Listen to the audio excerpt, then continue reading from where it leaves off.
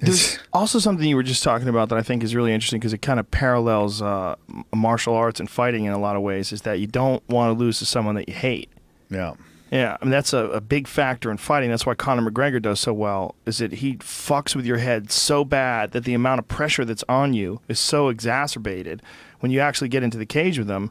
Like even guys like Jose Aldo, who's this seasoned world champion who never lost in the UFC. How did that happen? And hey, Conor just mind fucked him. Yeah. And he can punch. I mean, it's both things. He's got skill and he's really good at handling pressure, and he's the mind fuck master.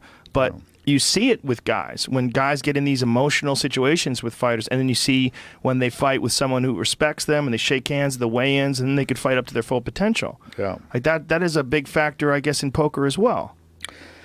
Yeah, definitely. I mean, I've seen tons of times when somebody really hates another player and in fact like has just played far worse against that guy and given that guy so much money because they like kept going after him. You know, they really wanted to bluff him. They're like, fuck this motherfucker, I'm not going to let this guy bluff me. And then they ended up just like paying him off and paying him off and paying him off.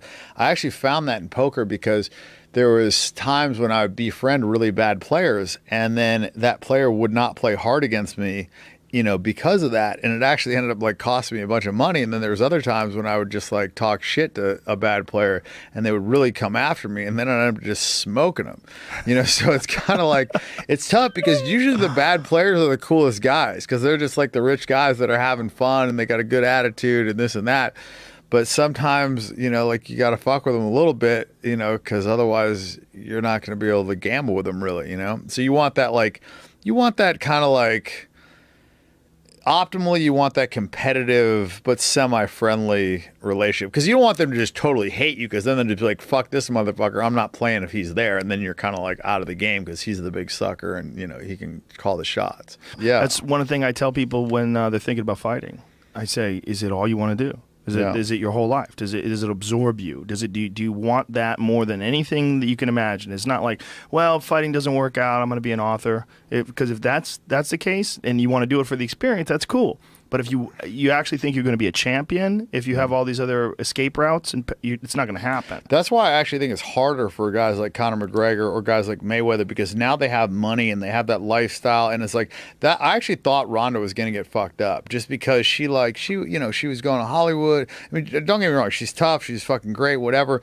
But you know, she was like doing the movies and she's doing this, and it's like I know that lifestyle and I know the addictiveness of the money and the fame and all that other stuff. And now it's like these people that have been fucking, you know, living in a 1-bedroom apartment are now introduced to all this money and all this fame and people. And it's so distracting as opposed to the guy that's like, you know, fucking waking up every day and going to the gym and fucking busting his ass and just trying to make ends meet. And that's all he's got. And he's got nowhere else to go, like you said, you know. Yeah.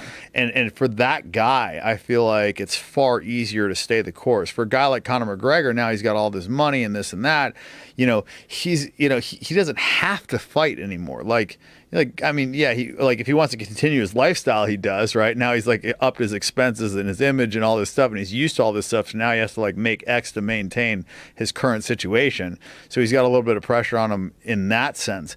But he's not struggling. He's not hungry anymore. You know what I mean? He's got the Depends belt. on who you are, though. I mean, Yeah. everybody has a different motivation. Some people, it's not even like they change the goalposts. Instead of becoming rich, it's become the greatest of all time. Yeah. It's like you look at all these other guys that are nipping at your heels and you decide, no, motherfuckers, I am the man at the top of the mountain and I'm going to stay at the top of the mountain as long as my body hangs in there. Yeah. But again, it's like that has to be something that you want to do. Mm-hmm. And you could see the shift. I see the shift in guys where they all of a sudden they do it for money and they start doing it for a living. You see that shift, and it's an ugly shift because they just don't have the same tenacity. I feel like I see it a lot in like NFL and stuff like that. I'm sure. You I know, mean, you probably get tired of getting your fucking bell rang too, man. Yeah. You get tired of bang, bang, clashing heads with people and running into each other.